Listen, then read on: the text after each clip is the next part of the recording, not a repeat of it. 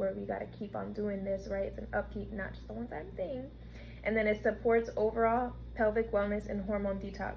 Now, if you do have dried turmeric or dried ginger root and not just the fresh fruit, and you could add it to this, and you can use 1/4 to 1/2 cup of each of them. So this is a lot. I know it's gonna last me a long time because the jar is bigger. This is my first one I made without those other new ones that I told you about, and I think it only filled up to like here when I first made it, and it lasted me, you see there's still some. I went through 3 moon cycles with the one that I made from just here. And I usually put about like a tablespoon or a little bit more inside of the pot with basically like 1.5 cups to 2 cups of water. And again, that lasted me like 3 cycles. So now we're gonna mix everything. Oh, I'm just gonna add this in here actually too, because yeah. Oh my gosh, I'm so excited for you guys to try it. So now I'll tell my story for those of you who are still here. When I first got my moon, I was about 12 or 13, and they were awful. They lasted about 15 days, so I practically had 2 in 1 month. It was crazy. My bleeding was so heavy. The pain was excruciating. Like, I would have heat waves. I would have to be butt naked or halfway butt naked, and I would be so hot yet so cold, shaking. My nausea was on 10. My cramps were on 1,000 million. It was awful. So I ended up around, I think maybe 15 or 16, getting put on birth control, and I was on birth control until I was about 23 or 24, and that didn't really help much. It shortened the days to about 10 days. So 10 days of a cycle, right? I still had heavy bleeding. I still was cramping really bad.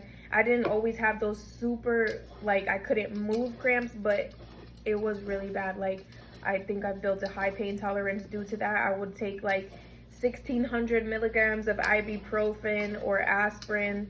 Eventually that stopped working because, you know, the more you drink that stuff, you get immune to it, right? And that's also awful for your freaking liver and kidneys to be taking so much medication. So anyways, like I said, within this last year, I've been taking the herbs more seriously. I also was told by my doctor that I would be obese, I would never have a flat stomach, that I couldn't have kids, or it'll be really hard for me to have kids. Granted, I haven't really tried having kids, nor have I been like sexually active to even for it to happen by mistake, especially since I've been doing this past year. So either which way, I know that's BS, and I know I'm gonna have babies and I'm gonna be good, right? But I swear to you, this has been so helpful. Now, if there's times where I play it slick and think, oh, I don't need to drink the tea, or I try to wait till last minute, like right before my moon starts, those pains come back. They're still not as intense and not as long. Like, if anything, the first day is painful if I play the games. But if I drink, if I drink it in time, it's either no pain or very minimal, like really manageable, like barely there, light cramping, right?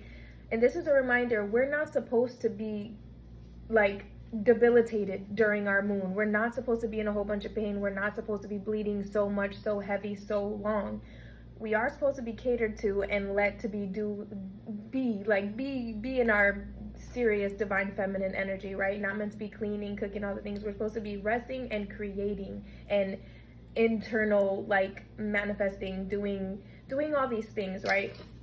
Really tapped into our power and just cleansing and shedding whatever we don't need, right? Oh my gosh, I'm so excited. But anyways, yeah. Right, so. But yeah, that's a bit of like my story. The doctors obviously didn't know what the hell they were talking about, and I believed it at that time too. And then I don't know if I already mentioned, but being on birth control that long is so not good for you. And you know, this is another topic I wanted to talk about. Everything gets worse before it gets better, and sometimes people don't realize how much of a good thing a bad thing is. And I'm saying that because I keep seeing a lot of going around of the doctors taking away the birth control or making birth control illegal and stuff. And a lot of people are upset about it, and I get it, because autonomy, bodily autonomy, right? But it's so harmful to us. They need to ban that shit. We need to go into more natural things. Obviously, you heard in there some of these help with fertility, but there are also herbs that do the opposite effect, also learning how to track your cycle. Things can happen. At the end of the day, if you're meant to get pregnant, you're going to get pregnant.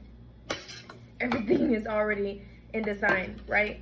That's no shade to those who are trying to prevent it, but what I'm saying is, even on birth control, medicinal birth control, if you're meant to get pregnant, you're going to get pregnant. But my point is, I think it's a beautiful thing what's happening. It's being looked at in a more negative way, and I get it because it's like they're taking the choice from you. But that shit is poison, bro. And it's very, very harmful in many ways. Many ways. So, yeah, but of course, the way that they're doing it, the way that they're going about it is they're not telling you the truth. Like, this stuff is harmful, this is why we're stopping it. They're making it in a way that's pissing people off because that emanates a certain vibration. Oh my gosh, look how much I have. I'm so excited. Okay, we got another jar over yonder. So anyway, yeah, I'm excited though for all this beautiful change that's happening and people learning more about like the natural ways. But this has literally been such a lifesaver for me, and I'm excited to see like me becoming even more consistent with it, how much it's going to change even more. And to the doctor that said the things that you said to me, actually all I can do is laugh, because what the BS, the fear mongering they do to us. Oh my God, do not listen to these people. Please do your own research, try other things. The Western way of medicine is not the only thing. Just because somebody has the title of the doctor does not mean they know what the heck they're talking about. They're telling you what they were taught by a system that wants you to be dependent on them. Okay? Remember that. Alright. I've got my blends here. I'm extremely excited. Hold down. Oops. I'm so happy right now. Let's see if this... Oh, you can't really see. That's okay. I know what this is for. Alright, either which way, she's so cute. I'm so happy right now. Got my moon blends. This is gonna last me a good amount of time. And I love traveling to different countries, finding like other herbs for these things so I can like add them to my mixture. Okay, I love you so much. I'm also gonna put the descriptions of what I read either in the caption or like on the screen. Y'all will see when y'all see it. But I love you later. Oh, it's not stopping, but happy moon healing. Okay, I think I forgot to mention that my moon's days, the amount of time I have it, also substantially changed from 15 to 10 to now they're about 6 to 7 days, and very, very light bleeding. And like the first 2 days are like the heaviest, but they're normal amount of blood. They're not heavy at all. And I also I free bleed as much as I can too, because those products poison. And also, what you may not want to hear, you play a big role in your moon cycle also. A lot of this comes from ancestral things as well, sexual traumas within this life, past lives, but it's also how you eat. I did not want to hear that before, and they don't emphasize it. Sometimes they tell you, oh, diet changes, but they don't get into the details. The things that we eat are so important. Eating your favorite processed sugars like cakes, chocolate, freaking coffees, all those sweet ass coffees, Starbucks, Dunkin' Donuts, delicious, right? Very detrimental. Those things play a big role in your body in general, but your moon cycle for real. And cacao chocolate, like high percent cacao, 60, 70 higher percent, so beneficial. Actually does ease the pain. That's where they get that notion of like, oh, women crave chocolate. No, not the chocolate they be selling us, not the mainstream chocolate. But yeah, having to change how I eat with that too. And that doesn't mean you can't never ever have these things, but like, for real, we should be actually fueling and giving our body medicine. Food is medicine, and they say that for a reason. It's no joke. Even eating things like meat, they like to say eat high like beef or red meat, whatever, to replenish that blood. That is dead animal blood. Dead animal blood, okay? No, please stop. Anyways, and no offense to those who like to eat meat, hey, but I'm just here to be the messenger. I love you. See you later.